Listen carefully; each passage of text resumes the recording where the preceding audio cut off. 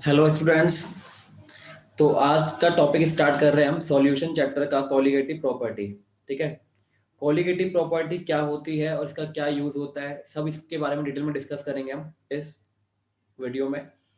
तो सबसे पहले स्टार्ट करते हैं हम कोलिगेटिव प्रॉपर्टी होती क्या है। ठीक है ना, बात करते हैं अगर डेफिनेशन की, तो कोलिगेटिव प्रॉपर्टी ऐसी प्रॉपर्टीज होती है जो सिर्फ नंबर ऑफ मोल्स पे डिपेंड करती है या नंबर ऑफ पार्टिकल्स पे डिपेंड करती है। तो इसके बारे में लिख लेंगे, those properties which depends only upon the number of particles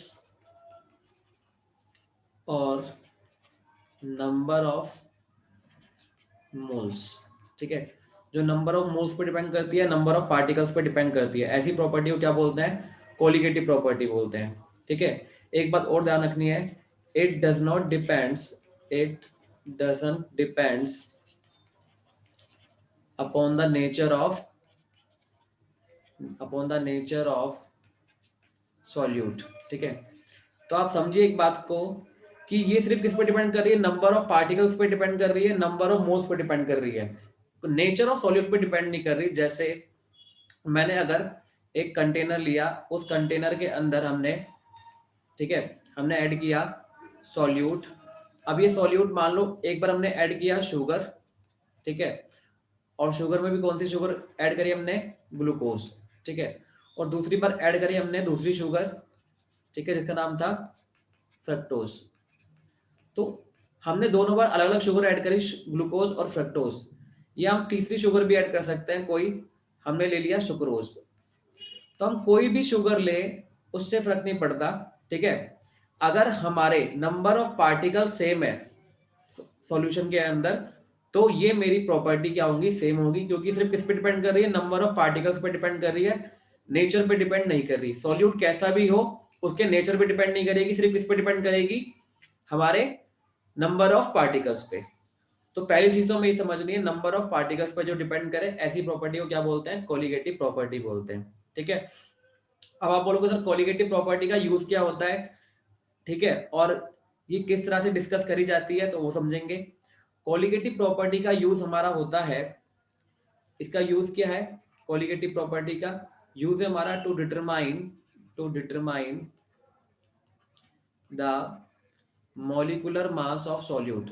ठीक है, molecular mass of solute, solute का मॉलिक्यूलर मास डिटरमाइन करने के लिए ये यूज होती है, जिसको हम एम बी लिखते हैं। बी मतलब सॉल्यूट, एम मतलब मॉलिक्यूलर मास। ठीक है, ए हम यूज करेंगे सॉल्वेंट के लिए और बी यूज करेंगे हम सॉल्यूट के लिए। तो ये टर्म सिंबल हमें याद रखने हैं, जो टर्म्स यूज करेंगे हम, टर्म यूज करेंगे ए सॉल्वेंट के लिए, बी सॉल्यूट के लिए। ठीक है, अब मुझे एक बात आप बताएंगे, यूज आपको पता लग गया और कोलिगेटिव प्रॉपर्टी होती क्या है ये आपको पता लग गया।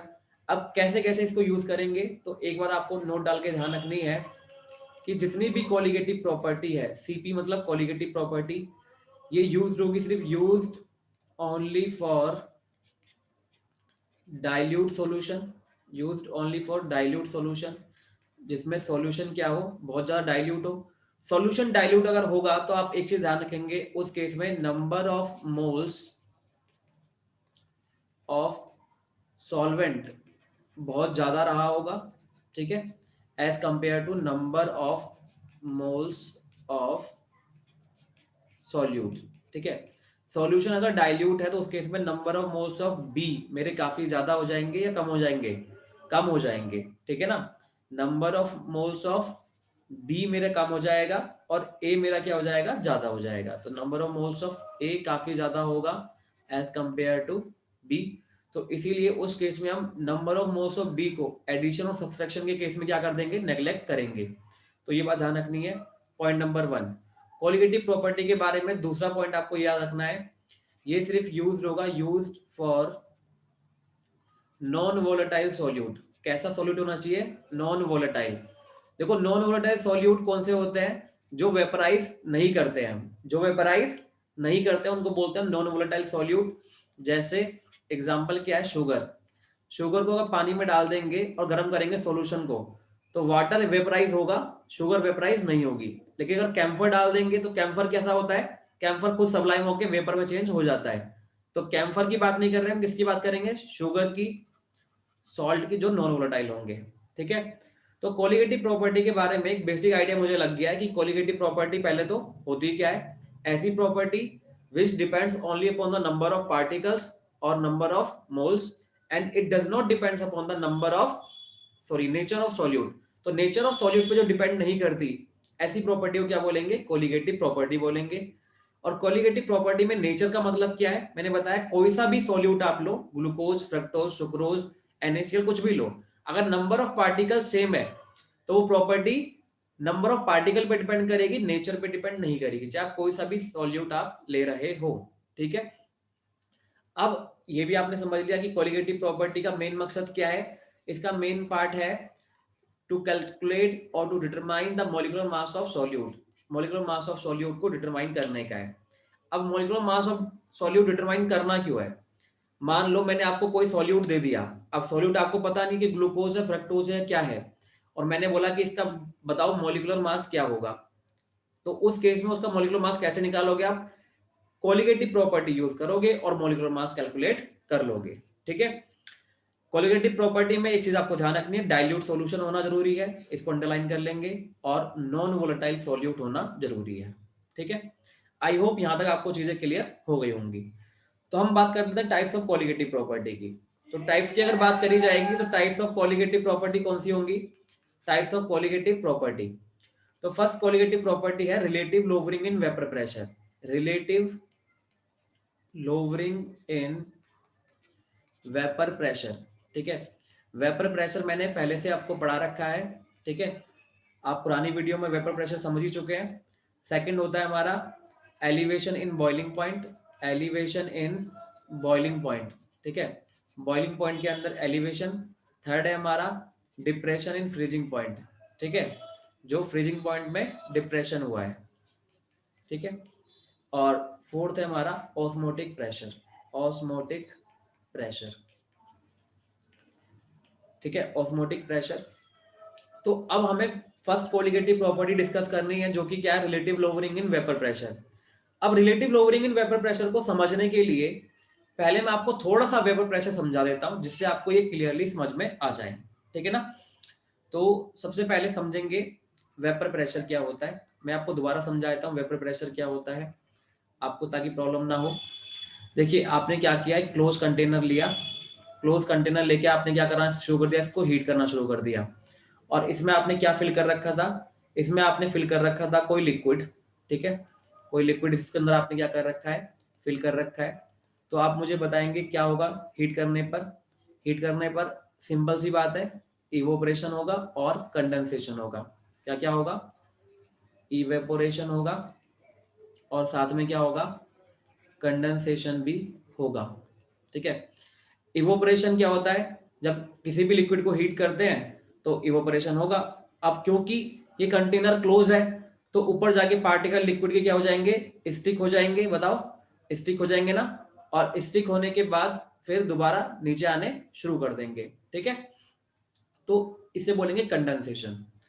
अब क्या होगा, ये प्रोसेस कैसा बन चुका है, रिवर्सिबल बन चुका है, आगे भी जा रहा है पीछे भी आ रहा है, आगे भी जा रहा है पीछे भी आ रहा है। तो रिवर्सिबल प्रोसेस में एक टाइम ऐसा आएगा जब rate of evaporation, rate of evaporation किसके इक्वल हो जाएगा, रेट ऑफ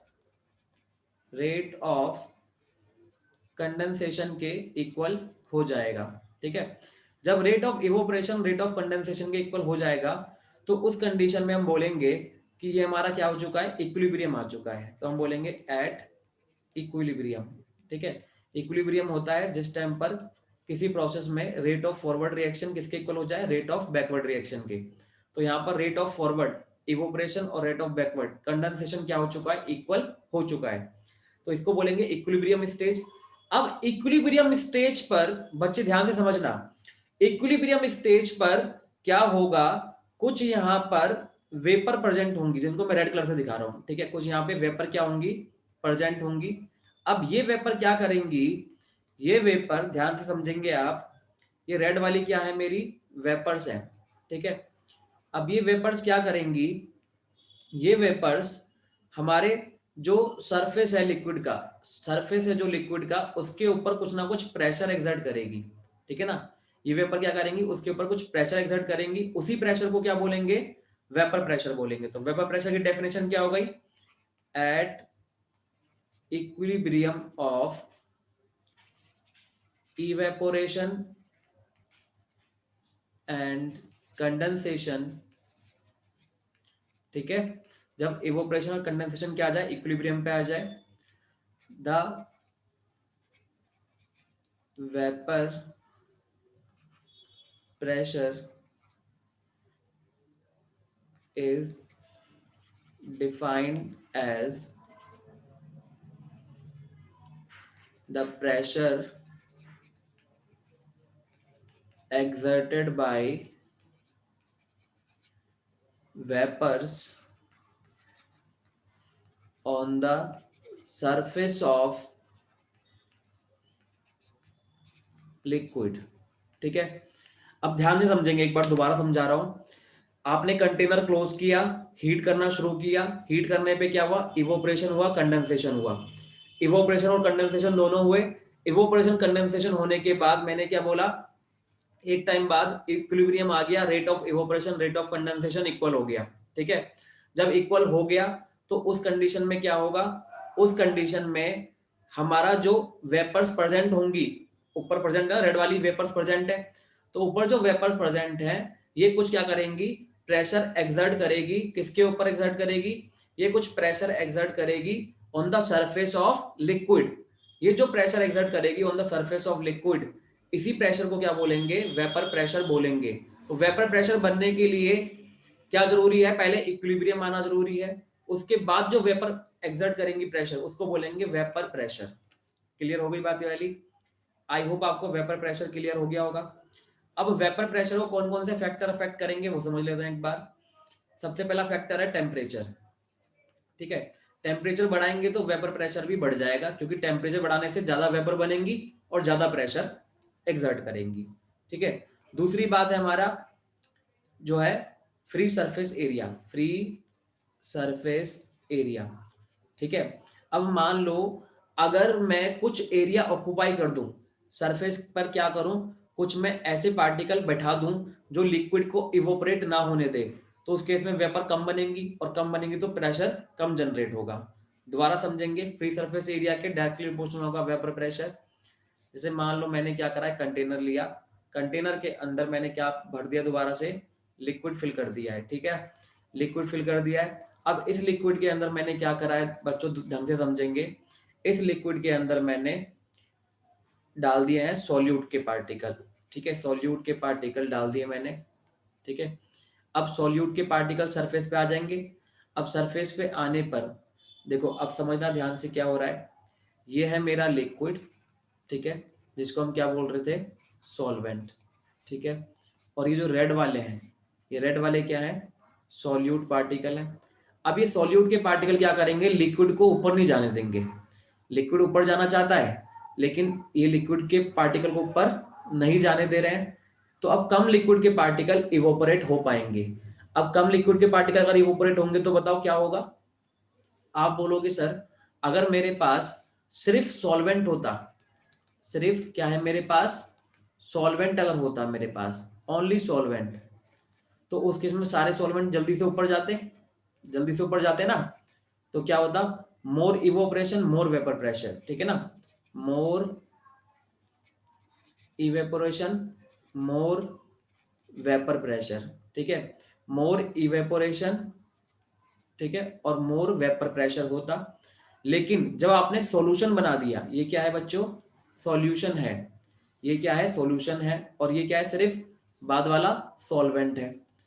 अब सॉल्यूशन के अंदर तो सॉल्यूट भी है। अब सॉल्यूट तो ऊपर जाना नहीं चाहता ना, शुगर के पार्टिकल थोड़ी ना इवोपरेट होंगे, तो सॉल्यूट तो ऊपर जाना नहीं चाहता, तो इसीलिए सॉल्यूट डालने के बाद सॉल्यूशन में क्या होता है, वेपर प्रेशर कम हो जाता है। तो हम बोलेंगे वेपर प्रेशर ऑफ जो हमारा सॉल्वेंट है वो हमेशा क्या होगा, ज्यादा होगा कम होगा, बताओ, ये हमारा ज्यादा होगा, ठीक है। वेपर प्रेशर ऑफ सॉल्वेंट हमारा ज्यादा होगा और as compare to vapour pressure of solution.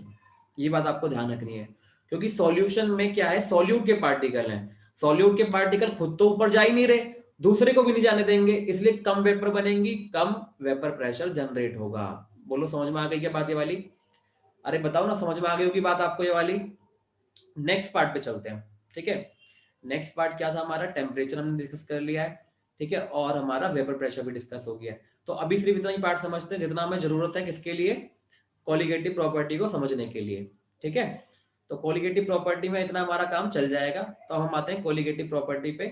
First colligative property पे आपको ये क्लियर हो गया कि वेपर प्रेशर सॉल्वेंट का ज्यादा होगा, सॉल्यूशन का कम होगा। सॉल्वेंट के वेपर प्रेशर को ऐसे लिखा जाता है पी नॉट ए। ये किसका है, vapour pressure of pure solvent, pure solvent, ठीक है। और जो हमारा वेपर प्रेशर ऑफ सॉल्यूशन, इसको लिखा जाता है पी ए। तो पी ए लिखने का मतलब क्या है तो ये सॉल्वेंट का ही, क्योंकि सॉल्यूट तो कुछ बना नहीं रहा अब, लेकिन प्योर फॉर्म में नहीं है। प्योर के लिए मैंने लगाया यहाँ पे नोट, यहाँ पे नोट नहीं लगाया है। समझ में आ रही है बात ये वाली? नोट लगा देने का मतलब है प्योर का, और पी ए लगाया है तो इसका मतलब है तो सॉल्वेंट का ही, लेकिन सॉल्यूशन के अंदर है, प्योर फॉर्म में नहीं है, ठीक है। तो आपको ये चीज क्लियर आगे होगी, पी नॉट ए हमेशा क्या होगा, ज्यादा होगा पी ए से, ठीक है। और अगर हम इसको डिफरेंस निकाल लें, P naught A minus P ए, तो इसी को बोलते हैं लोवरिंग इन वेपर प्रेशर। बच्चों क्या बोलते हैं इसी को, लोवरिंग इन वेपर प्रेशर, ठीक है। वेपर प्रेशर में जो डिक्रीज हुआ है, जो लोवरिंग हुई है, इसी को बोलते हैं, जो लोअर हुआ है ना, लोअर होने का मतलब क्या है, डिक्रीज। तो जो डिक्रीज हुआ है वही क्या है, मेरा P naught A minus P ए है, ठीक है। इतनी बात आप लोगों को समझ में आ गई होगी, ठीक है। नोट करते जाना साथ साथ।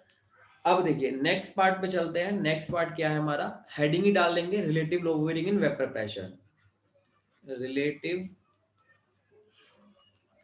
लोवरिंग इन वेपर प्रेशर, ठीक है। Relative lowering in vapour pressure में हमने क्या समझना है, देखिए इसमें हमें समझना होगा कि relative lowering in vapour pressure होता क्या है। जब हमने सॉल्वेंट लिया था सिर्फ, तो उसका जो वेपर प्रेशर था, सॉल्वेंट जो लिया था इसका वेपर प्रेशर था पी नॉट ए, और जब हमने सॉल्यूशन लिया था,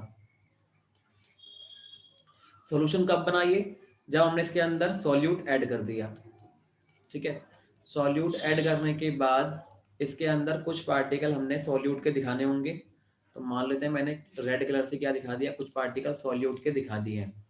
अब ये रेड कलर से जो पार्टिकल दिखाए हैं, ये पार्टिकल क्या करेंगे, लिक्विड को चेंज नहीं होने देंगे, किसके अंदर, वेपर में चेंज नहीं होने देंगे, ठीक है ना।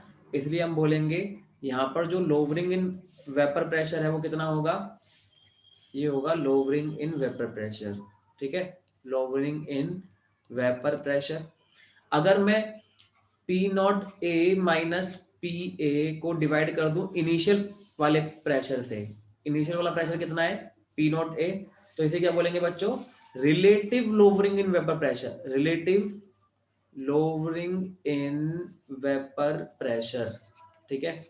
तो आप एक चीज नोट कर लेंगे, यहां पर मैं लिख देता हूं, when solute particle, when solute particle is added to solvent, then vapor pressure decreases, ठीक है। वेपर प्रेशर क्या हो जाएगा, डिक्रीज हो जाएगा, ठीक है ना। वेपर प्रेशर क्या हो गया, डिक्रीज हो जाएगा।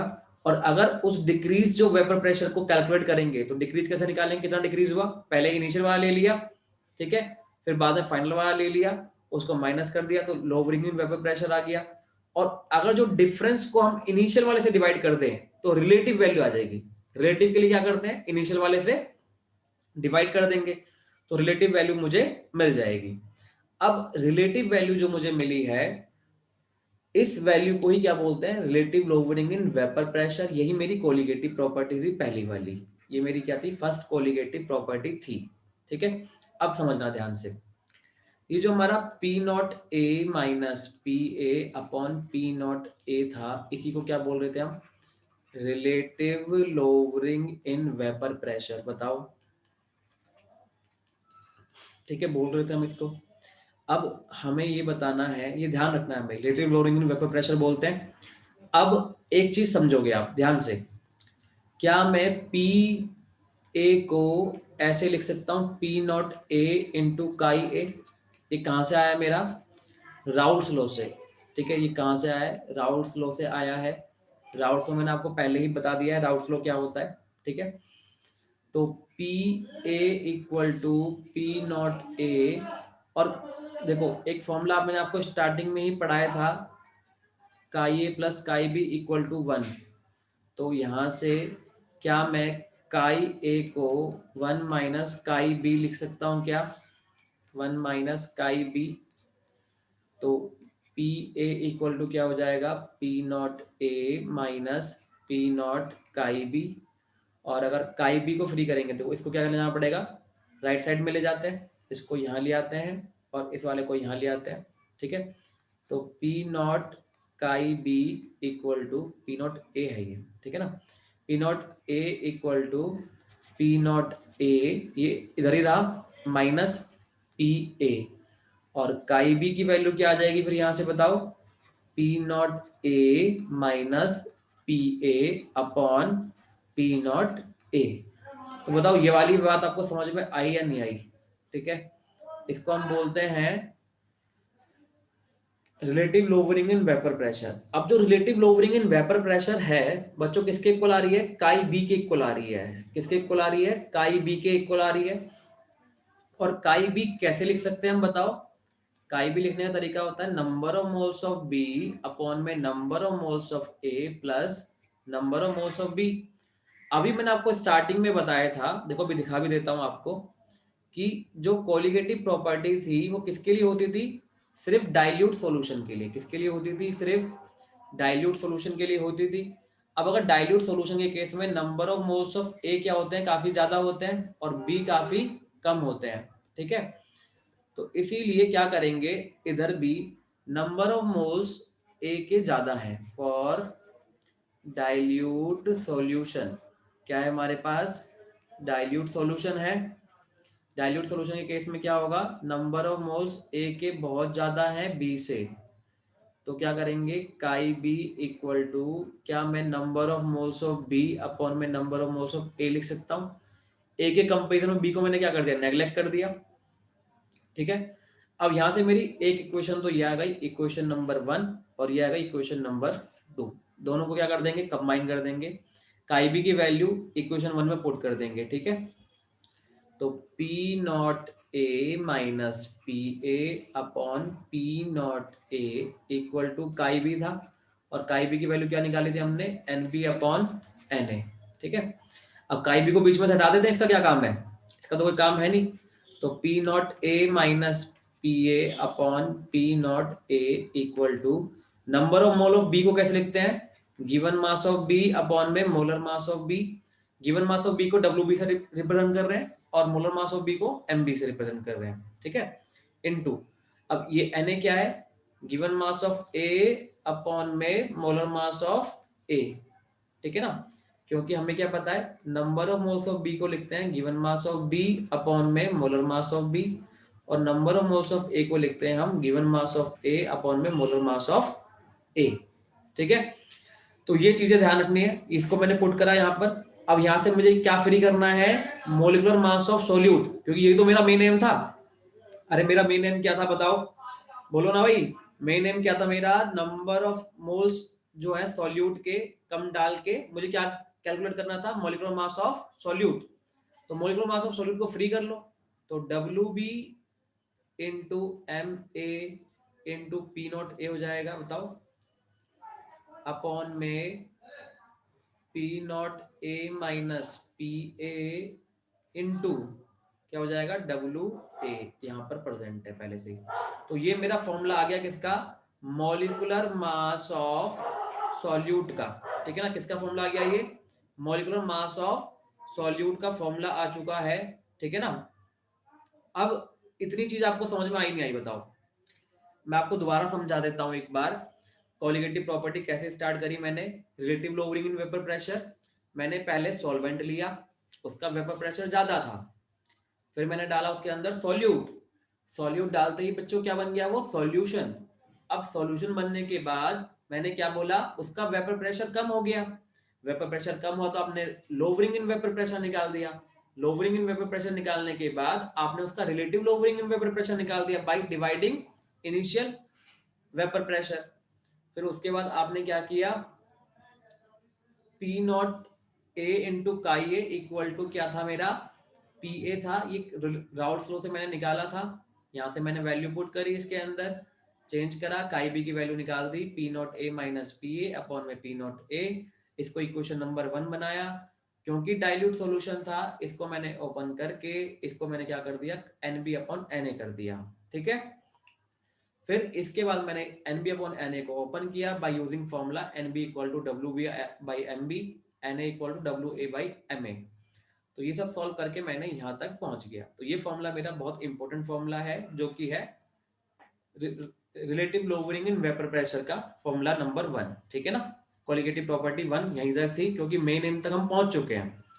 अब आती है कोलिगेटिव प्रॉपर्टी 2। कोलिगेटिव प्रॉपर्टी 2 पे आते हैं, ठीक है। कोलिगेटिव प्रॉपर्टी 2 में कोलिगेटिव प्रॉपर्टी 1 की कुछ जरूरत पड़ेगी, वो हम ध्यान रखेंगे। कैसे ध्यान रखेंगे वो भी मैं आपको बताऊंगा। सेकंड कोलिगेटिव प्रॉपर्टी है elevation in boiling point, elevation in boiling point. तो इसके लिए मुझे सबसे पहले बॉइलिंग पॉइंट की डेफिनेशन पता होना चाहिए। अब आप कहोगे सर ये तो बहुत ही बचपन वाली बात है, बॉइलिंग पॉइंट तो हम बचपन से पढ़ते आ रहे हैं, 12th क्लास में क्यों बता रहे हो। तो बॉइलिंग पॉइंट जो आप पढ़ते आ रहे हो वो बहुत ही बेसिक बात थी। अब जो बॉइलिंग पॉइंट मैं आपको बताने जा रहा हूँ वो थोड़ा स्टैंडर्ड वाला डेफिनेशन है। तो इसमें क्या ध्यान रखेंगे, the temperature at which the vapour pressure of liquid becomes equal to the atmospheric pressure, atmospheric pressure, ठीक है। वो टेम्परेचर जिस पर किसी भी लिक्विड का वेपर प्रेशर कितना हो जाए, एटमॉस्फेरिक प्रेशर के इक्वल हो जाए, उसको बोलेंगे हम बॉइलिंग पॉइंट। तो इसका मतलब ये है कि किसी भी लिक्विड का जो वेपर प्रेशर पहले होता होगा वो तो कम होता होगा, जब हम टेम्परेचर बढ़ाते हैं तो उसका वेपर प्रेशर बढ़ेगा। अरे बताओ, नहीं बताया था ना अभी मैंने बात ये वाली, vapour pressure directly proportional to temperature, बताया था वीडियो की स्टार्टिंग में, याद होगा ना बच्चों, बोलो। वेपर प्रेशर बढ़ाने से क्या होता है, वेपर प्रेशर बढ़ता है। और कैसे बढ़ता है वेपर प्रेशर, टेम्परेचर बढ़ाने से, टेम्परेचर बढ़ाओगे तो वेपर प्रेशर भी बढ़ेगा। अब आपको क्या करना है, टेम्परेचर को धीरे धीरे बढ़ाना है। तो टेम्परेचर बढ़ाओगे तो बच्चे क्या होगा, बोलो, टेम्परेचर बढ़ाने से वेपर प्रेशर भी धीरे धीरे बढ़ेगा। और वेपर प्रेशर बढ़ते बढ़ते एक टाइम पर कितना हो जाएगा, जब एटमॉस्फेरिक प्रेशर के इक्वल हो जाएगा। और जैसे ही वो एटमॉस्फेरिक प्रेशर के इक्वल हुआ, आप बोलोगे कि सर काम हमारा हो गया, ये हमारा क्या है, बॉइलिंग पॉइंट होगा, ठीक है। ये वाली बात आपको क्लियर हो पा रही है क्या, ठीक है। अब देखो क्या करते हैं हम, ये चीजें करके देखते हैं। अब आपको पता है कि vapour pressure of solvent, pure solvent क्या होता है, ज्यादा होता है as compare to vapour pressure of solution. ये किसका था, वेपर प्रेशर ऑफ सॉल्यूशन था, अभी पीछे बताया मैंने। और ये क्या था, वेपर प्रेशर ऑफ सॉल्वेंट था, ठीक है, सिर्फ प्योर सॉल्वेंट।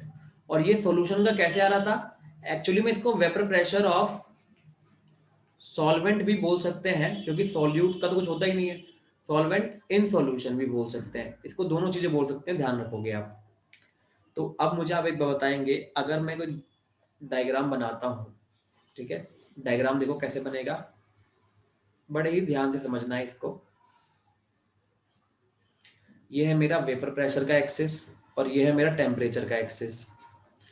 अगर मान लो मेरा एक वेपर प्रेशर है ये और एक वेपर प्रेशर है ये, तो आप मुझे बताओ, ढंग से बता दोगे ना, वेपर प्रेशर ऊपर वाला किसका होगा, सॉल्वेंट का होगा, और नीचे वाला किसका होगा, सॉल्यूशन का। क्योंकि सॉल्यूशन का तो वेपर प्रेशर कम होता है ना, बताओ।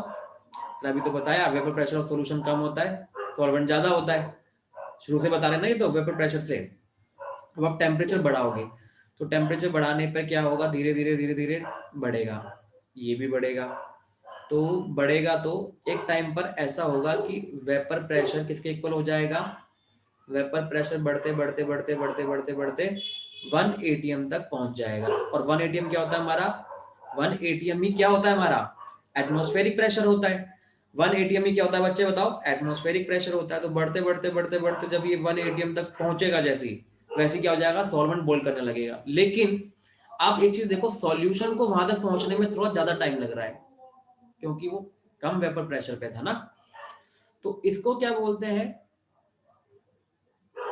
Delta VP. डेल्टा वीपी बोल सकते हैं ना इसको, चेंज इन वेपर प्रेशर या लोअरिंग इन वेपर प्रेशर। अब इसके कोरस्पॉन्डिंग टेम्परेचर देखो, ये जो टेम्परेचर है और ये जो एक टेम्परेचर है, ये टेम्परेचर है बच्चों सॉल्यूशन के कोरस्पॉन्डिंग टीबी, और ये टेम्परेचर है सॉल्वेंट के कोरस्पॉन्डिंग, जिसको टीबी नोट बोल रहे हैं। तो टीबी नोट क्या है, boiling point, boiling point of pure solvent, pure solvent, ठीक है। और टीबी क्या है, बॉइलिंग पॉइंट ऑफ सॉल्यूशन, ठीक है, बॉइलिंग पॉइंट ऑफ सॉल्यूशन है। तो ये जो मेरा है, इसको एक बार बताओ क्या बोलोगे आप, डेल्टा टीबी बोलोगे, ठीक है, डेल्टा टीबी बोलेंगे इसको। और डेल्टा टीबी क्या होगा, टीबी जो आने आगे वाला टेम्परेचर है, टेम्परेचर ज्यादा कौन सा है, टीबी का। तो टीबी ज्यादा है और टीबी नॉट कम है। तो हमने क्या देखा, एक चीज बताओ, हमने क्या नोटिस किया यहाँ से, हमने जो नोटिस किया, मैं आपको बता रहा हूँ, बहुत इंपॉर्टेंट बात बता रहा हूँ, यहाँ से क्या नोटिस करने में आ रही है। यहाँ से जो नोटिस करने में आ रहा है बहुत इंपॉर्टेंट फैक्टर, वो ये है कि जैसे ही आपने सॉल्यूशन में, देखो दोबारा मैं सॉल्यूशन पे लेके जाता हूँ आपको, सॉल्यूशन का है, ठीक है, ज्यादा पीछे है वो, उसको छोड़ देते हैं। देखो, हमने जैसे ही सॉल्वेंट में सॉल्यूट डाला, सॉल्वेंट में सॉल्यूट डाला, सॉल्वेंट में क्या डाला, सॉल्यूट डाला, तो क्या दिखा मुझे, सॉल्वेंट में सॉल्यूट डालने से, सॉल्वेंट में सॉल्यूट डालने से क्या हुआ, सॉल्यूशन बना, तो वेपर प्रेशर क्या हो गया, डिक्रीज हो गया। इसी को क्या बोल रहे थे, लोअरिंग इन वेपर प्रेशर। लेकिन बच्चों समझो, सॉल्वेंट में जब मैंने सॉल्यूट डाला तो वेपर प्रेशर क्या हो गया, कम हो गया, क्योंकि लिक्विड ही सिर्फ वेपर में चेंज हो रहा था, सॉल्यूट तो चेंज हो नहीं रहा था। लेकिन वेपर प्रेशर डिक्रीज होने से इसका बॉइलिंग पॉइंट क्या हो गया बच्चों, बढ़ गया। देखो बॉइलिंग पॉइंट बढ़ गया ना, बॉइलिंग पॉइंट बढ़ा नहीं बढ़ा बताओ यार, सॉल्यूशन का बॉइलिंग पॉइंट ज्यादा आ रहा है ना, देखो इसके कोरस्पॉन्डिंग, और सॉल्वेंट का कम आ रहा है। तो इसी को बच्चे क्या बोलते हैं, टीबी माइनस टीबी नॉट, इसी को क्या बोलेंगे, डेल्टा टीबी बोलेंगे, जिसका मतलब होता है elevation in boiling point. Elevation in boiling point का मतलब है जो बॉइलिंग पॉइंट इंक्रीज हुआ है, एलिवेट का मतलब होता है ऊपर जाना, तो बॉइलिंग पॉइंट जो इंक्रीज हुआ है उसी को क्या बोल रहे हैं, डेल्टा टीबी। यहां तक चीजें समझ में आ रही होगी आपको, बताओ ढंग से समझ में आ रही है ना यहाँ तक, डेल्टा टीबी। अब एक बार बोलोगे मुझे, ये जो डिफरेंस है डेल्टा टीबी और ये जो डिफरेंस है डेल्टा वीपी, ये डायरेक्टली प्रोपोर्शनल होंगे नहीं होंगे, जितना ज्यादा डेल्टा टीबी होगा उतना ही ज्यादा डेल्टा वीपी भी होगा। अब डेल्टा वीपी को कैसे लिख सकते हो बताओ, डेल्टा वीपी तो यही था ना, P naught A minus P ए, ये तो था ये, अरे बोलो ना यार, ये चीजें यही तो थी। अब मैं क्या कर रहा हूँ, एक इंपॉर्टेंट बात आपको बता रहा हूँ, यहां तक आपने समझ लिया होगा, यहां तक आपने समझ लिया। अब मुझे एक चीज आप बताओगे, जब हमने पहली वाली कोलिगेटिव प्रॉपर्टी पढ़ी थी, नेक्स्ट पेज पे जाकर समझाता हूँ, P naught A minus P A upon P naught A equal to, क्या पढ़ा था, काई भी पढ़ा था हमने, ये ड्राइव करा था ना।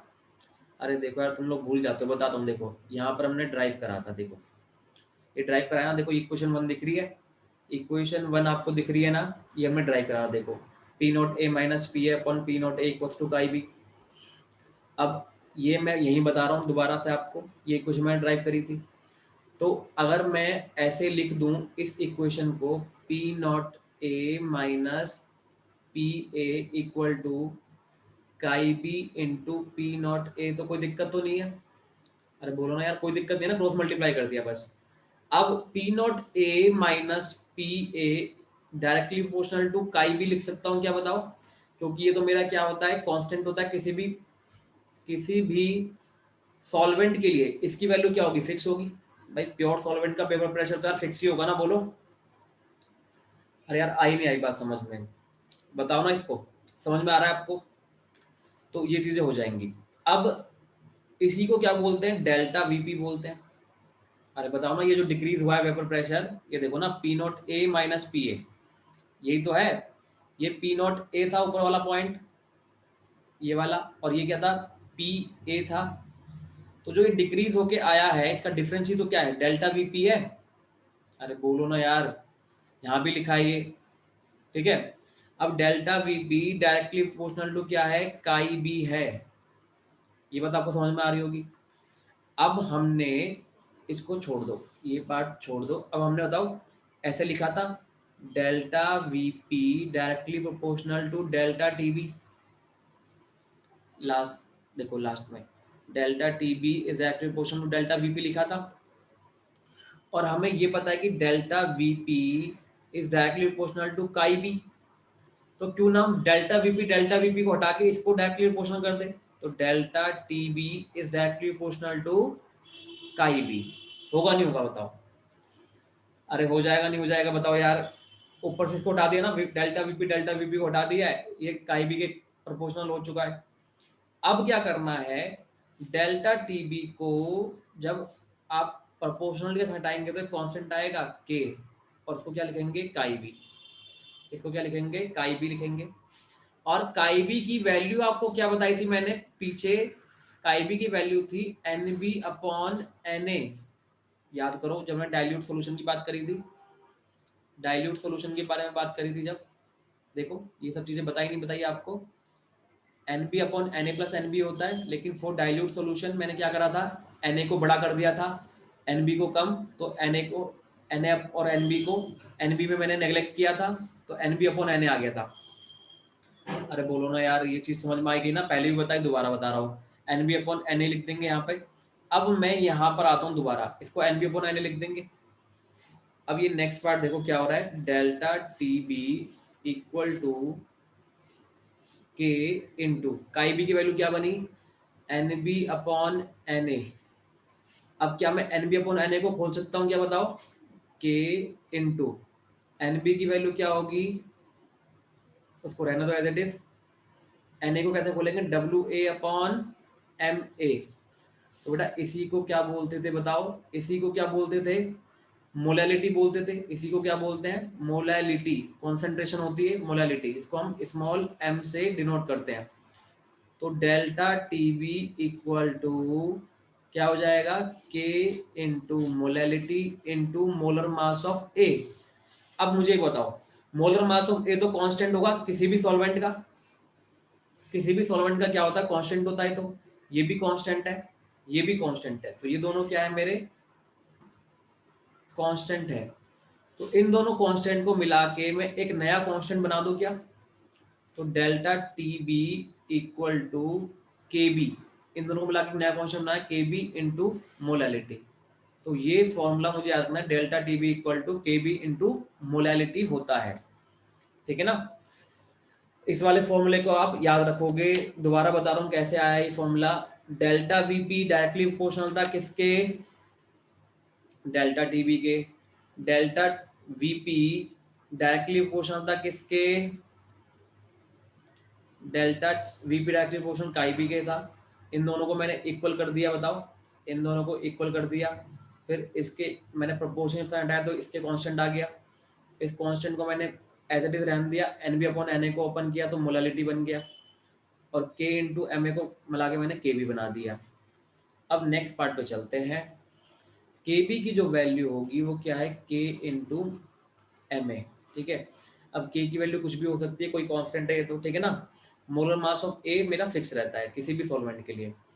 फॉर वाटर अगर बात करें, Kb इक्वल टू होता है 0.52 केल्विन किलोग्राम पर मोल। बच्चों ध्यान रखने बातें वाली, Kb की वैल्यू वाटर के लिए क्या आएगी, केल्विन किलोग्राम पर मोल। कैसे आई, क्वेश्चन आना जायज आपके दिमाग में, इसकी यूनिट कैसे आई। डेल्टा Tb इक्वल टू क्या होता है, Kb इंटू मोलालिटी, यूनिट की बात कर रहे हैं, वैल्यू तो आपको याद रखनी है। तो टेम्परेचर की यूनिट क्या होती है, केल्विन, Kb की यूनिट आप निकाल ही रहे हो, मोलालिटी की यूनिट क्या होती है, मोल पर केजी। ठीक है, तो Kb को आप कैसे लिख सकते हो, केल्विन के नीचे ले जाओगे मोल पर केजी को, मोल पर केजी को, तो केल्विन तो एज इट इज रहा, केजी ऊपर जाके क्या हो गया, केजी इनवर्स ऊपर जाके केजी बन गया, और मोल क्या बन गया, mole inverse.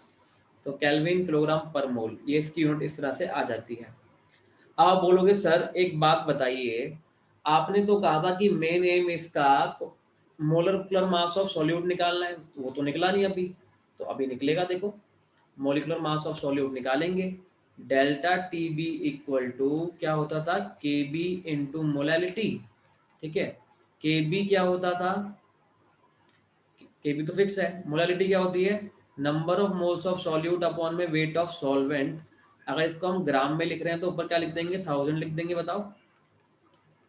K into number of moles क्या होता है, WB अपॉन में MB आ जाएगा। ठीक है, और यहाँ पे WA तो रहेगा ही रहेगा, ग्राम में लिखेंगे तो, और ये हमारा 1000 हमने क्या कर दी, मल्टीप्लाई। ठीक है, ये क्या था, Kb था।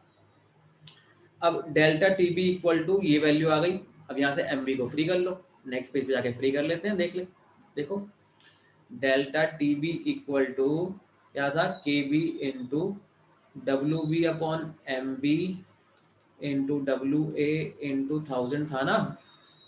अरे बोलो यार, ये तो अभी बताया मैंने, देखो ये वाली क्वेश्चन तो है ये, डेल्टा Tb के इक्वल। अब इसको मैंने MB यहाँ से क्या कर लिया, फ्री कर लिया, तो MB की वैल्यू आ गई Kb into WB into 1000 upon में WA, क्या आया, WA इंटू डेल्टा Tb। ठीक है, तो ये मेरी इक्वेशन आ गई किसकी, मॉलिक्यूलर मास ऑफ सॉल्यूट की। तो ये मेरा अब खत्म हुआ है किसका, मॉलिक्यूलर मास ऑफ सॉल्यूट जो है कोलिगेटिव प्रॉपर्टी से सेकंड पार्ट। ठीक है, तो यहां तक बच्चों बताओ कोई प्रॉब्लम है क्या। ठीक है, आ गया होगा समझ में। तो अब बताओ, यहां तक तो हमें चीजें क्लियर हो चुकी है कि मॉलिक्यूलर मास ऑफ सॉल्यूट कैसे निकलेगा, सेकंड कोलिगेटिव प्रॉपर्टी से। ठीक है, तो अब हम जाते हैं थर्ड कोलिगेटिव प्रॉपर्टी की तरफ। ठीक है, थर्ड कोलिगेटिव प्रॉपर्टी हमारी कौन सी थी, थर्ड कोलिगेटिव प्रॉपर्टी हमारी है depression in freezing point. Depression in freezing point. ठीक है, फ्रीजिंग पॉइंट के बारे में समझेंगे पहले, तो फ्रीजिंग पॉइंट क्या होता है। ठीक है, फ्रीजिंग पॉइंट क्या होता है पहले तो वो समझेंगे, फ्रीजिंग पॉइंट क्या होता है। तो फ्रीजिंग पॉइंट होता है the temperature at which vapour pressure of solid becomes equal to the vapour pressure of liquid phase. ठीक है, लिक्विड फेज। ठीक है, जब लिक्विड फेज का वेपर प्रेशर सॉलिड फेज के इक्वल हो जाए तो उस टाइम पे बोलते हैं फ्रीजिंग।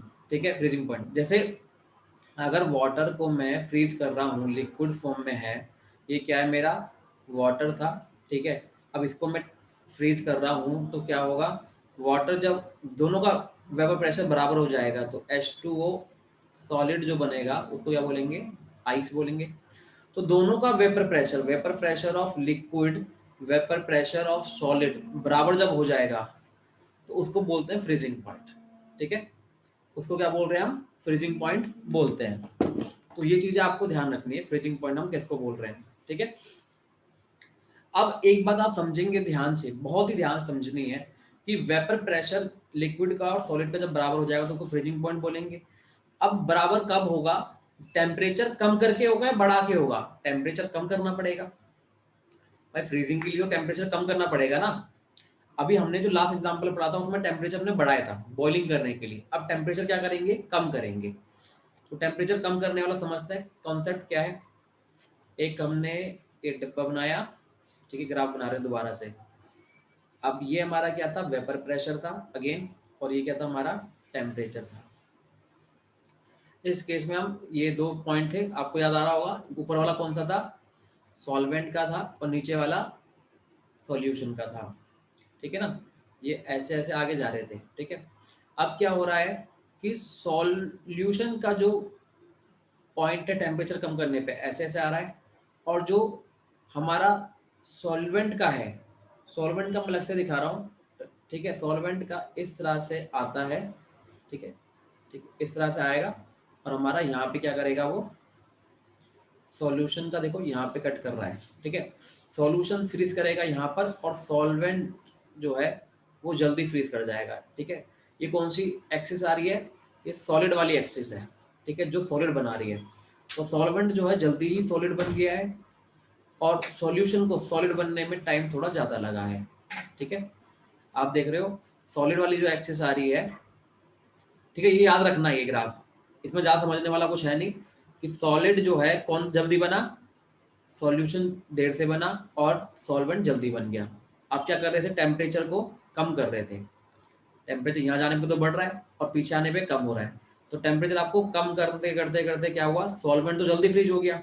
ये क्या है, टी एफ है, टी एफ नॉट, ठीक है ना, सॉल्वेंट का है, और ये किसका है, सॉल्यूशन वाली लाइन में देखो टी एफ।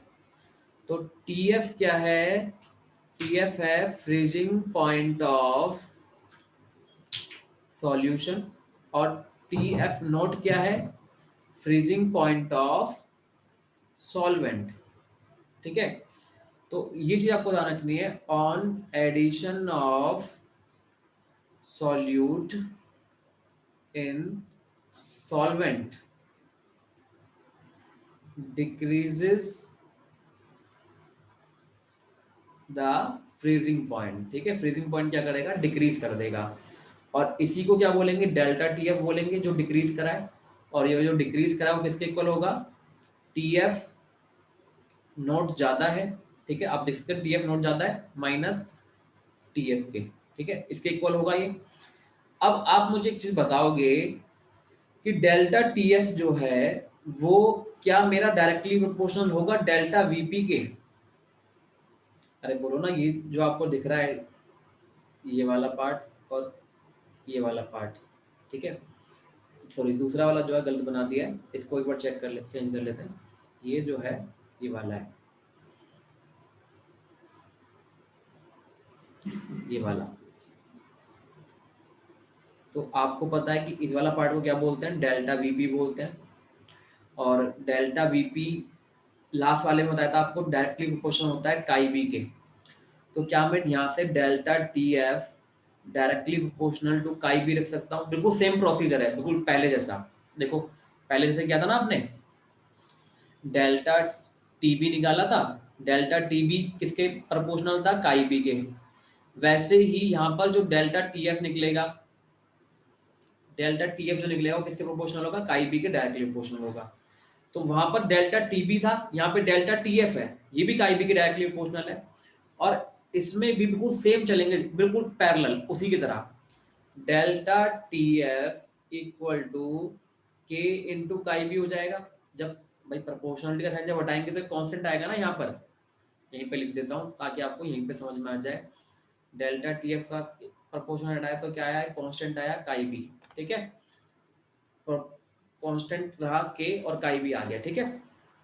अब हम काई बी को जब ओपन करते हैं तो काई बी की बात मुझे बताने की जरूरत नहीं है, काई बी की वैल्यू क्या होती है, N B upon N A, हर जगह ये रखना है डाइल्यूट सॉल्यूशन के केस में। तो यहाँ से N B upon N A को जब खोलेंगे तो एन बी की वैल्यू तो एज इट इज रहने देंगे, एन बी की वैल्यू तो एज इट इज रखने देनी है, और हमें किसकी वैल्यू ओपन कर देनी है, किसकी वैल्यू ओपन करनी है बच्चों बताओ, एन ए की। तो एन ए को जब ओपन करेंगे डब्ल्यू ए अपॉन में एम ए, तो अगेन ये क्या बन जाएगा, मोलालिटी, पहले वाले की तरह मोलालिटी बन जाएगा। और आपको पता है कि delta T F equal to क्या हो जाएगा, K into MA into molality. Molality इसको अलग कर लिया, मोलालिटी को। अब ये दोनों क्या है मेरे कांस्टेंट है, इनको मिला के एक नया कांस्टेंट बनाया। इस केस में बनेगा KF, क्योंकि डेल्टा TF आ रहा है। इस केस में नया कांस्टेंट बनाया KF इंटू मोलालिटी। अब जो KF की वैल्यू है for water KF equal to होता है 1.86 केल्विन किलोग्राम पर मोल। ठीक है, तो ये डेल्टा TF है और KF इंटू मोलालिटी के इक्वल है। बिल्कुल सेम देखो पैटर्न पे चल रहा है। वहां पे डेल्टा TB आया था, डेल्टा TB किसके इक्वल था, KB इंटू MK था। ठीक है, और यहाँ पे डेल्टा TF आया जो कि KF इंटू M के बराबर है। ठीक है, यूनिट इसकी भी सेम वही है क्योंकि वैसे ही निकलेगी। ठीक है ना। अब नेक्स्ट पार्ट हमें क्या समझना है कि इससे मोलालिटी से हम वो कैसे निकालेंगे मोलर मास सॉल्यूट का। तो delta TF equal to KF into again same procedure WA, अगर ग्राम में लिखते हैं तो ऊपर 1000 से मल्टीप्लाई कर दोगे। ठीक है ना, ग्राम में लिखते हैं तो 1000 से ऊपर मल्टीप्लाई कर देंगे, केजी में लिखते तो कोई दिक्कत नहीं है। तो फिर यहाँ पर KF इंटू NB को खोलेंगे WB अपॉन में MB इंटू 1000 तो ऊपर हाई है, WA इधर आ गया ग्राम में। ठीक है, तो अब MB को क्रॉस मल्टीप्लाई करो तो MB की वैल्यू क्या आ जाएगी यहाँ से बताओ, KF into WB into 1000 divide by delta TF into WA इन ग्राम। बताओ ये फॉर्मूला समझ में आया नहीं आया। ये वाला फॉर्मूला एकदम सेम वही है जो पहले वाला फॉर्मूला था। अरे बोलो ना यार, MB का फॉर्मूला देखो, MB का फॉर्मूला ये देख लिया आपने, KF इंटू WB अपॉन में डेल्टा TF इंटू WA, ऊपर 1000 आ गया। यहाँ पर देखो ये भी फॉर्मूला वही है, KB into WB into 1000 upon में ये WA था ना, WA इंटू डेल्टा TB। ठीक है, तो ये सब चीजें जो है एज इट इज चल रही है यहाँ पे। ये चीजें WB थी, ठीक है, WB WA KB सब चीजें एज इट इज चल रही है। देखो यहाँ पे भी सेम आया, देखो यहाँ पर भी सेम ही फॉर्मूला है, बस KB की जगह क्या हो गया, KF हो गया, और डेल्टा TB की जगह क्या हो गया, डेल्टा TF हो गया। बाकी सब चीजें एक एक चीज सेम है बच्चों, एक एक चीज क्या है, सेम आई है। ठीक है, तो इस तरह से मेरे दो कोलिगेटिव प्रॉपर्टी मैंने और खत्म कर ली। ठीक है, तीन कोलिगेटिव प्रॉपर्टी टोटल हो चुकी है मेरी। ठीक है, तीसरी कोलिगेटिव प्रॉपर्टी थी एलिवेशन डिप्रेशन फ्रीजिंग पॉइंट। तीन कोलिगेटिव प्रॉपर्टी खत्म है। इसके बाद आपको क्या करना है, KB और KF के दो फॉर्मूले हैं, वो मैं आपको लिखवा रहा हूँ, याद रखोगे। R इंटू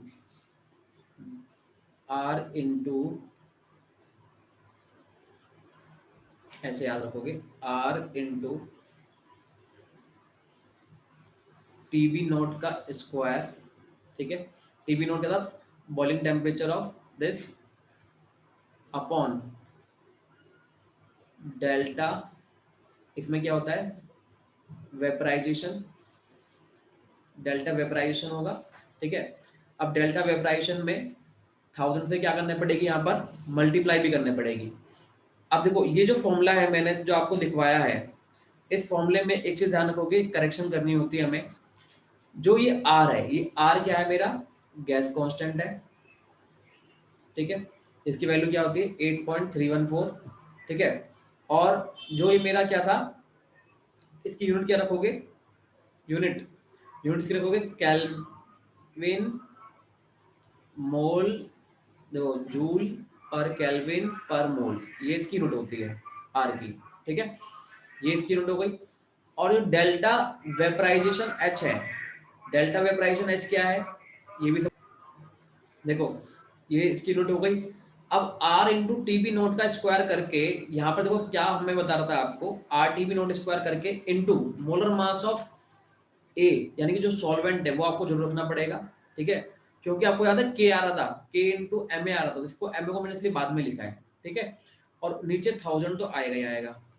नीचे 1000 क्यों आ रहा था, नीचे 1000 आएगा उसके लिए आप उसको डायरेक्ट चेंज कर रहे हैं ना, KB इंटू मोलालिटी लिख रहे हैं, मोलालिटी में आप ग्राम में लिखोगे तब भी कोई दिक्कत नहीं होगी उसमें।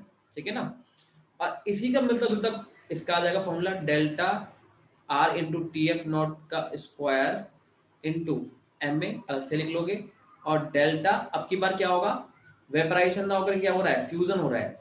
जब सॉलिड से लिक्विड बनता है तो फ्यूजन होता है, ठीक है, इनटू 1000। अब ये फॉर्मूला कैसे आ रहा है कैसे नहीं आ रहा, इसमें कोई ध्यान नहीं रखना, इसका कोई यूज ही नहीं है इस फॉर्मूले का। अगर आप एंट्रेंस देते हो तो उसमें यूज हो जाता है, ठीक है ना।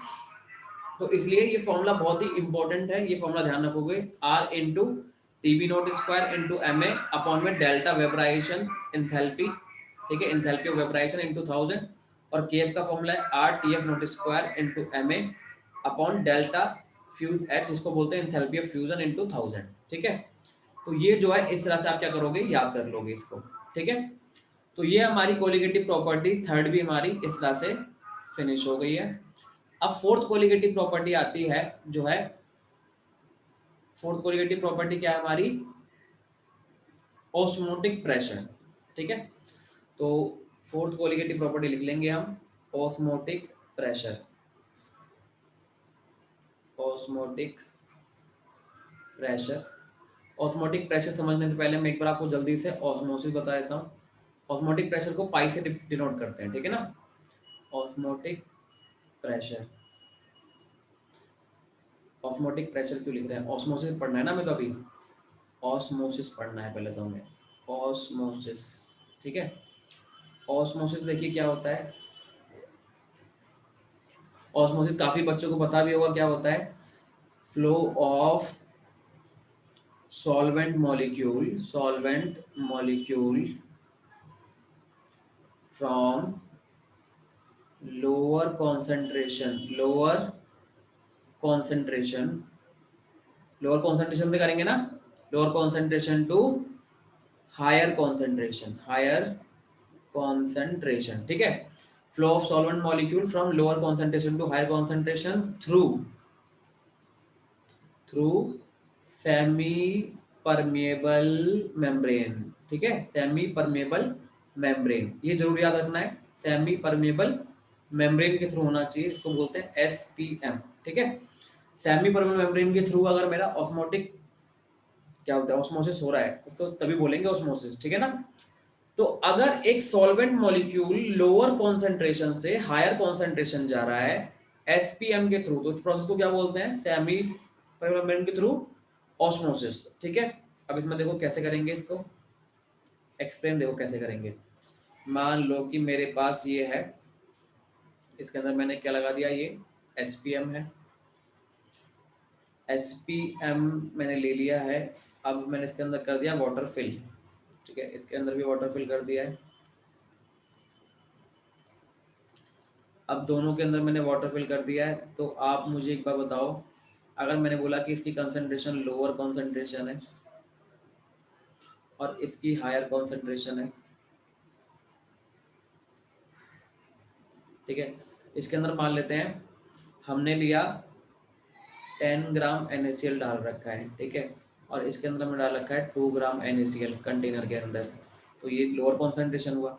अब मुझे एक बार बताओगे आप लोग कि वाटर कहाँ से कहाँ मूव करेगा, आप बोलोगे सर वाटर तो मूव करेगा हमेशा लोअर से हायर, तो यानी कि वाटर की मूवमेंट कहाँ से कहाँ होगी, लोअर टू हायर, यानी कि राइट वाले से लेफ्ट वाला, इसको बोल देते हैं ए कंपार्टमेंट, इसको बोल देते हैं बी कंपार्टमेंट। तो बी से ए होगी हमेशा, तो बी से ए अगर वाटर की मूवमेंट हो रही है तो क्यों हो रही है, ड्यू टू ऑस्मोसिस, ठीक है।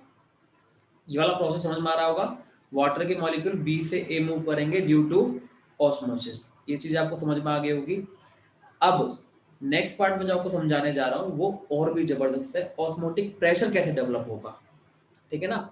ऑस्मोसिस समझ में आ गया आपको, ऑस्मोसिस क्या होता है, जब बी से ए वाटर के मॉलिक्यूल जा रहे हैं lower concentration to higher concentration, इसको बोल रहे हैं ऑस्मोसिस। अब ऑस्मोसिस के अंदर जो एसपीएम यूज हुई है, थोड़ा सा इसके बारे में आपको बता दूं। एसपीएम का मतलब क्या था, semi permeable membrane, semi permeable membrane था, जिसका मतलब है, सेमी का मतलब होता है आधा, और परमेबल मतलब जो पास होने दे, और मेम्ब्रेन मतलब झिल्ली, ठीक है।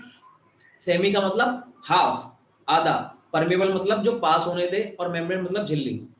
तो ऐसी membrane which allow the passage of only solvent particle, ठीक है, अक्रॉस इटसेल्फ, ठीक है, अपने थ्रू किसको पास होने दे, सिर्फ सॉल्वेंट के पार्टिकल को ही पास होने दे, सॉल्यूट के पार्टिकल को पास ना होने दे, ठीक है ना। सॉल्यूट के पार्टिकल थोड़े बड़े होते होंगे, सॉल्वेंट के पार्टिकल थोड़े छोटे होते होंगे, तो सॉल्वेंट के पार्टिकल पास कर जाएंगे, सॉल्यूट के पार्टिकल पास नहीं करेंगे। ये वाली बात समझ में आ रही है आपको? ठीक है। अब एसपीएम सेमी परमेबल मेम्ब्रेन है। अब मुझे एक बात बताना, आप एसपीएम से पास कौन हो रहा है? Solvent particle. एसपीएम के एग्जांपल आपको ध्यान रखने हैं। Example number 1 parchment paper, parchment paper से एसपीएम बनती है, ठीक है। Example number 2 cellophane sheet, cellophane sheet से भी क्या बनती है? एसपीएम बनती है। Example number 3 animal bladder, animal का जो ब्लैडर होता है उससे, इंसान का जो ब्लैडर होता है उससे भी बन जाएगा, ठीक है ना। एनिमल ब्लैडर या कोई भी ब्लैडर ले सकते हो, ठीक है, उससे भी क्या बनती है? सेलोफेन, ये एसपीएम बनती है, सेमी परमेबल मेम्ब्रेन, ठीक है ना। इन सब से हम एसपीएम बना लेते हैं। अब आपको क्या समझना है कि ऑस्मोटिक प्रेशर कैसे जनरेट होगा या क्या चीज होती है ऑस्मोटिक प्रेशर। तो मैं आपको एक बार दोबारा ऑस्मोसिस पे ले चलता हूँ। आपने कहा बी से ए पर क्या हो रहा है? सॉल्वेंट के पार्टिकल मूव कर रहे हैं बी टू ए, मैं बिल्कुल एग्री कर रहा हूँ, ठीक है। लोअर कॉन्सेंट्रेशन से हायर कॉन्सेंट्रेशन मूव कर रहे हैं। क्यों कर रहे हैं? देखो, लोअर कॉन्सेंट्रेशन का मतलब क्या है ये समझ लिया ना आपने, तो आपको चीज समझ में आ जाएंगी। लोअर कॉन्सेंट्रेशन का मतलब क्या है? लोअर कॉन्सेंट्रेशन का मतलब है मोर solvent, more solvent less solute, यही तो मतलब है। और इसका मतलब क्या है हायर कॉन्सेंट्रेशन का? More solute less solvent, more solute less solvent, more solvent less solute. अब सॉल्वेंट कहां पर ज्यादा है बताओ, बी में या ए में? तो आप बोलोगे सर बी में आपने ज्यादा लिखा हुआ तो बी में ज्यादा होगा। तो मैं वही बोल रहा हूं कि बी में सॉल्वेंट ज्यादा है, इसलिए सॉल्वेंट कहां मूव कर रहा है? ए में मूव कर रहा है, ताकि बराबर हो जाए। बी से क्यों मूव कर रहा है ए में? ताकि बराबर हो जाए। सर्दियों में आप करते हो ना, अगर एक कमरा ठंडा है, सर्दियों में क्या होता है, एक कमरे में आपने हीटर चला रखा है, दूसरा कमरा ठंडा है, तो एक कमरा गर्म है, तो जैसे ही आप ठंडे वाले को खोलोगे और गर्म वाले को भी खोल दोगे तो आपस में क्या होगा? हीट हाई टेम्परेचर से लो की तरफ जाएगी, ठीक है ना। गर्म कहाँ जाएगी? हवा, गर्म हवा से ठंडे कमरे में जाएगी, ठीक है। वैसे ही जहां पर सॉल्वेंट ज्यादा है वो हाई से लो में अपना भी चले जाएगा ताकि बराबर हो जाए, ठीक है ना, इक्विलिब्रियम आ जाए, ठीक है। अब मेरी बात समझना आप ध्यान से। अब जो बात बताने जा रहा हूँ बहुत ही इंपॉर्टेंट बात बताने जा रहा हूँ, जबरदस्त बात बताने जा रहा हूँ, ठीक है ना। ये मान लो मेरी थी एसपीएम। अब ये क्या थे मेरे? सॉल्वेंट पार्टिकल बना लेता हूँ दोबारा से जल्दी से। सॉल्वेंट के पार्टिकल मैंने बना दिए, ठीक है। अगेन ये क्या था? Lesser concentration, lesser concentration. ये क्या था मेरा? हायर कॉन्सेंट्रेशन, ठीक है, हायर कॉन्सेंट्रेशन। अब मुझे आप एक बात बताना ध्यान से, अगर मैं यहाँ पर एक सिस्टम लगा दूं और सिस्टम लगा के ये क्या लगा दिया मैंने? पिस्टन। इसको क्या बोलते हैं बच्चों? इसको बोलते हैं पिस्टन, PISTON, पिस्टन। जो पिचकारी में भी लगा होता है पानी खींचने के लिए और पानी फेंकने के लिए, वो पिस्टन है ये। अब जब पिस्टन को आप दबाओगे ऊपर से तो यहाँ पर इस वाले पार्ट में ए है, ये बी है। कहाँ से कहाँ मॉलिक्यूल मूव कर रहे थे? H2O के B2A मूव कर रहे थे, ठीक है ना। B2A मूव कर रहे थे सॉल्वेंट के मॉलिक्यूल, मैंने आपको बताया भी था अभी। B2A जो मूवमेंट हो रही है, B2A फ्लो ऑफ H2O हो रहा है ड्यू टू ओस्मोसिस, ठीक है। ये आपको समझ में आ रहा था ना अभी? B2A क्यों जा रहा है वाटर का मॉलिक्यूल? ऑस्मोसिस की वजह से। अब मैं क्या कर रहा हूँ, B2A मूव कर रहा है, मैंने प्रेशर डाला, यहाँ से क्या डाला मैंने? प्रेशर। तो अब प्रेशर से क्या होगा? प्रेशर लगने की वजह से यहाँ से प्रेशर लगेगा तो ये प्रेशर क्या करेगा? वाटर के मॉलिक्यूल को पीछे फेंकेगा। जो वाटर के मॉलिक्यूल पहले यहाँ पे आ रहे थे ना भगते हुए, अब क्या करेगा? उसको पीछे धकेल देगा। पीछे इसने धकेला तो क्या होगा? पीछे धकेलने से अब वाटर के मॉलिक्यूल कम आएंगे, क्योंकि प्रेशर लगना शुरू हो गया, अब वाटर की मॉलिक्यूल कम आएंगे आगे तरफ, क्योंकि उन्हें धक्का लग रहा है ना, यहाँ से क्या लग रहा है, प्रेशर लग रहा है, तो धक्का लग रहा है, तो वापस जाएंगे कुछ। अब लेकिन मैंने मान लो प्रेशर और बढ़ा दिया तो और भी कम आएंगे, प्रेशर और बढ़ाया तो और भी कम। एक टाइम पर प्रेशर इतना हो जाएगा कि एक भी वाटर का मॉलिक्यूल यहाँ नहीं आ पाएगा, एक भी वाटर का मॉलिक्यूल यहाँ से यहाँ नहीं आ पाएगा। तो हम बोलेंगे द प्रेशर, और we can say hydrostatic pressure, hydrostatic pressure which stops the flow of solvent molecule from lower concentration to higher concentration. Higher concentration is called osmotic pressure. Osmotic pressure, ठीक है। यानी कि वो प्रेशर बेटा, वो pressure जब ये इतना प्रेशर मैंने लगा दिया कि अब बी से ए एक भी वाटर का मॉलिक्यूल नहीं जा रहा है, तो उसको क्या बोलूंगा मैं, ऑस्मोटिक प्रेशर बोलूंगा। उस प्रेशर को क्या बोलूंगा, ऑस्मोटिक प्रेशर बोलूंगा। तो आप ऑस्मोटिक प्रेशर को ऐसे भी समझ सकते हैं, ऑस्मोटिक प्रेशर को आप ऐसे भी समझ सकते हैं, पाई से excess hydrostatic pressure, excess hydrostatic pressure, sorry hydrostatic की स्पेलिंग गलत लिख दी जल्दबाजी में, हाइड्रो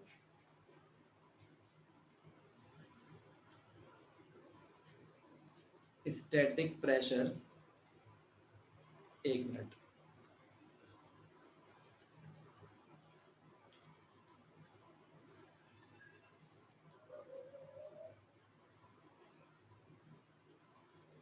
ठीक है। देखो अब यहाँ पे ध्यान से, एक्सेस हाइड्रो,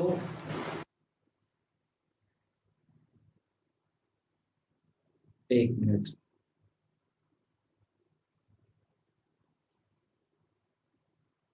नीचे लिख लेते हैं, कोई बात नहीं,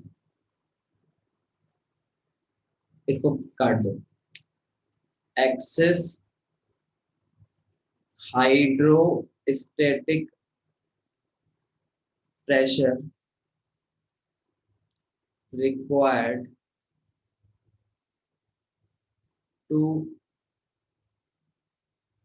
stop the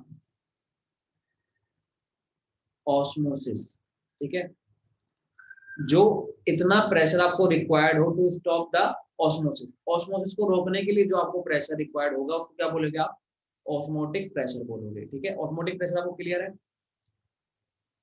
जो प्रेशर रिक्वायर्ड है ऑस्मोसिस को रोकने के लिए उसको क्या बोलते हैं, ऑस्मोसिस। क्लियर होगी बात वाली, दोबारा देखोगे एक बार, ये मेरा डायग्राम था, इसके अंदर B2A मूवमेंट कर रहे थे वाटर के मॉलिक्यूल, इनको मुझे रोकना था, तो इनको रोकने के लिए मैंने क्या करा, प्रेशर लगाना शुरू करा अपोजिट साइड से। अगर यहाँ से प्रेशर लगाऊंगा तो क्या होगा, और तेजी से मूव करेंगे। मैंने लगाया प्रेशर यहाँ से, तो यहाँ से प्रेशर लगाने से क्या हुआ, अब वाटर के मॉलिक्यूल धीरे धीरे आ रहे हैं, और एक टाइम पर ऐसा प्रेशर लगाऊंगा कि वाटर के मॉलिक्यूल रुक जाएंगे, तो उसे बोलेंगे ऑस्मोटिक प्रेशर बोलेंगे, जब वाटर के मॉलिक्यूल बिल्कुल रुक जाए, ठीक है। अब सोचो कि अगर मैंने ऑस्मोटिक प्रेशर से ज्यादा प्रेशर लगा दिया, if pressure greater than osmotic pressure, osmotic pressure is applied, अगर मैंने क्या करा, इससे भी ज्यादा प्रेशर क्या कर दिया, applied, then flow of solvent molecule occur from higher concentration to lower concentration, ठीक है ना बच्चों। अगर सॉल्वेंट के मॉलिक्यूल हायर से लोअर जा रहे हैं तो उल्टा हो गया, तो इसको बोलेंगे reverse osmosis. flow of solvent molecule occur from lower concentration to higher concentration, and this process is called reverse osmosis. इसको क्या बोलेंगे बेटा? रिवर्स ऑस्मोसिस बोलेंगे इसको। बहुत ही जबरदस्त बात बताने जा रहा हूं, इसको क्या बोलेंगे? रिवर्स ऑस्मोसिस बोलेंगे। अगर मेरा हायर कॉन्सेंट्रेशन से lower concentration water molecule move करने लगे तो इसको क्या बोलेंगे?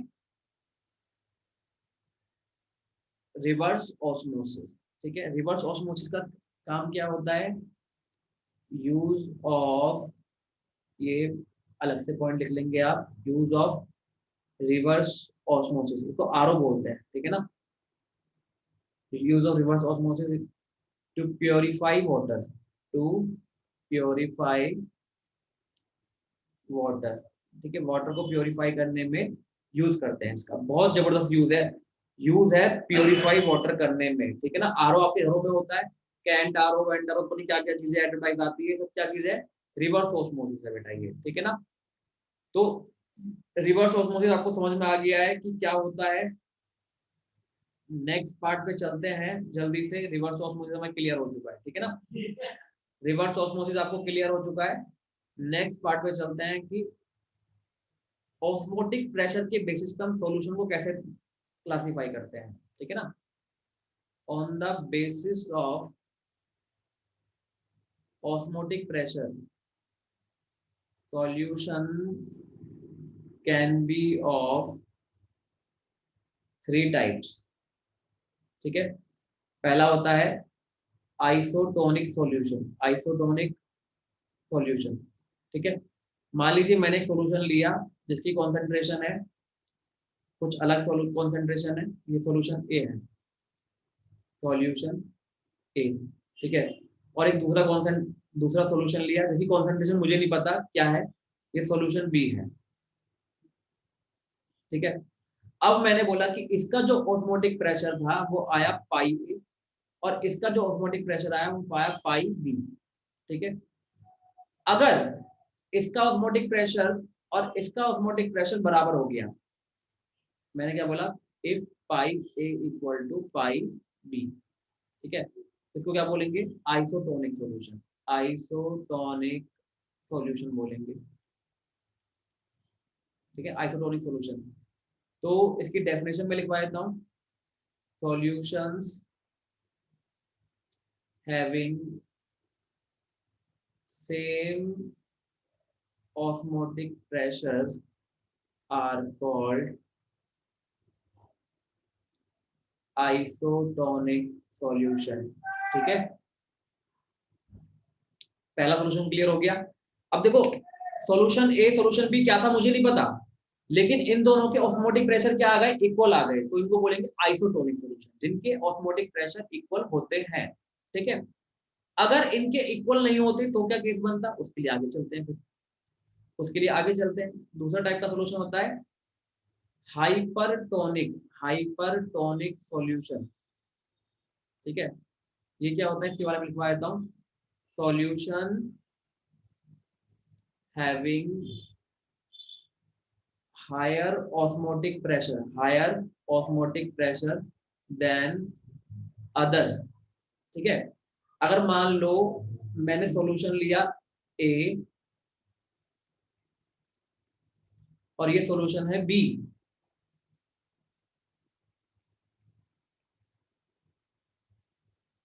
अब मैंने क्या बोला कि सॉल्यूशन ए का जो ऑस्मोटिक प्रेशर है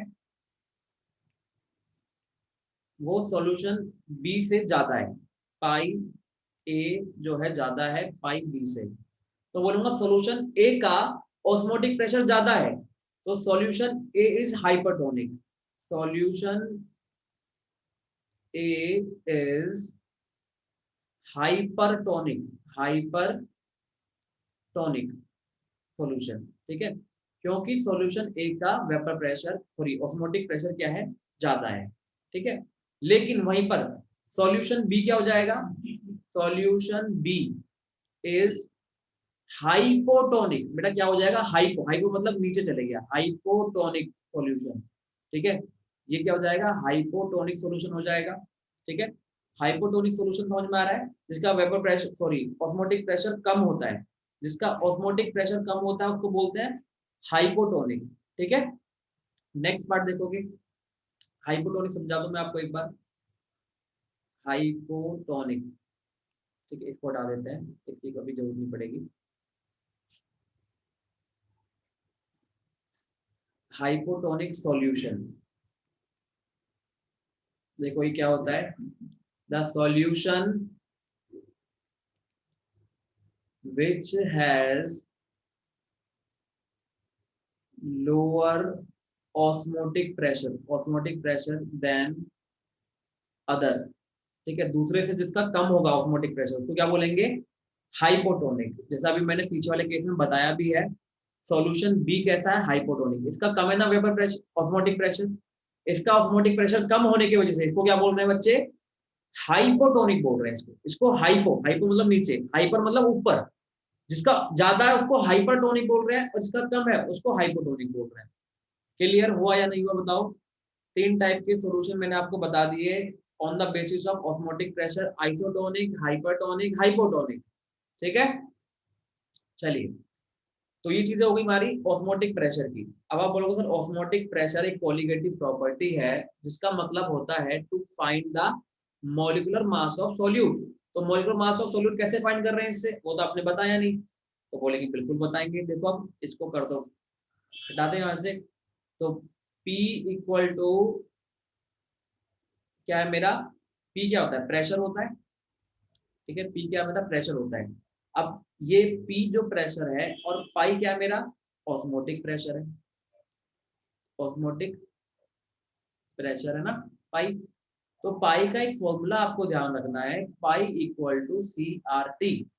पाई का फॉर्मूला क्या है, सी आर टी, कुछ बुक लिखती है एम आर टी, क्योंकि एम क्या यहाँ पे मोलारिटी होती है, मोलारिटी, और सी क्या रिप्रेजेंट कर रही है, कॉन्सेंट्रेशन। तो कॉन्सेंट्रेशन भी तो मोलारिटी है, तो सेम चीज है दोनों, सी आर टी लिखो चाहे एम आर टी लिखो, तो हमने सी आर टी लिख दिया, ठीक है। अब ये जो हमारा डेरिवेशन है इसका, कुछ बुक लिख देती है इसका डेरिवेशन कुछ इस तरह से लिख देती है, हालांकि होता नहीं है डेरिवेशन। देखो पीवी इक्वल टू एनआरटी बोलती है बुक, ये तो गैस के लिए होती है। तो प्रेशर इक्वल टू क्या आ गया, N upon V into R T. Number of mole upon में वॉल्यूम क्या होता है, मोलारिटी इंटू आर टी, और पी को उन्होंने क्या कर दिया, ऑस्मोटिक प्रेशर। तो pi equal to M R T ऐसे लिख सकते हो, लेकिन गलत है ये, ठीक है ना, डेरिवेशन इसका गलत है। बस आपको फॉर्मूला याद रखना है, मेन चीज क्या है हमारी, फॉर्मूला है, फॉर्मूला आप याद रखोगे, ठीक है बच्चों। फॉर्मूला याद रहेगा, pi equal to C R T.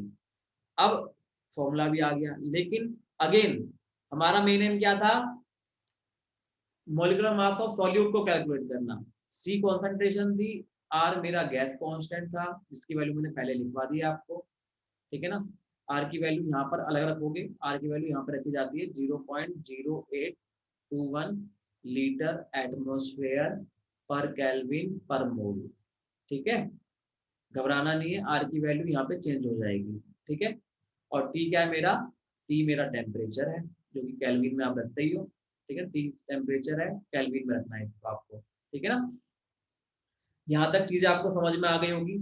Pi equal to C R T होता है, ये फॉर्मूला याद रखना है, डेरिवेशन इसका कोई भी नहीं है, जो ये लिखा हुआ है फर्जी डेरिवेशन है। कैसा डेरिवेशन है, फर्जी डेरिवेशन है, तो ये चीज आप जल्दी से नोट कर लोगे, ठीक है। अब नेक्स्ट पार्ट पे चलते हैं हम, जो इसका मॉलिक्यूलर मास ऑफ सॉल्यूट का कैलकुलेट करेंगे। तो pi equal to C R T हम कर रहे हैं, सी क्या है, मोलारिटी है, मोलारिटी क्या होती है, number of moles of solute upon में volume of solution into R T. Number of moles of solute कैसे खोलते हैं, given mass of solute upon में मोलर मास ऑफ सॉल्यूट, और ये v हमारा एज इट इज रहेगा इनटू आर टी, ठीक है। ये पाई हो गया। अब बताओ मॉलिक्यूलर मास ऑफ सॉल्यूट को तो फ्री करना था, मॉलिक्यूलर मास ऑफ सॉल्यूट को क्या करना है, मुझे फ्री करना है, तो इसको मैं फ्री कर लूंगा यहाँ से। तो molecular mass of solute free होने के बाद क्या बन गया, WB into R T by pi into V. तो ये चीजें मेरी क्या आ गई है, निकल के आ गई है, ठीक है। तो ये मेरा फॉर्मूला किसका है, मॉलिक्यूलर मास ऑफ सॉल्यूट का फॉर्मूला है, किसका फॉर्मूला बच्चों, ये मॉलिक्यूलर मास ऑफ सॉल्यूट का फॉर्मूला है। समझ में आई नहीं बात ये वाली? अरे क्लियर हुई क्या बात ये वाली, बोलो। समझ में आ गई होगी, बहुत बढ़िया। ठीक है, अब नेक्स्ट पार्ट हमें क्या समझना है, इसका भी मेन एम हमारा पूरा हो गया। तो इस तरह हमारी सारी कोलिगेटिव प्रॉपर्टी पूरी हो गई। अब कोलिगेटिव प्रॉपर्टी में हम कौन सी प्रॉपर्टी प्रेफर करेंगे उसकी बात समझनी है हमें, ठीक है ना।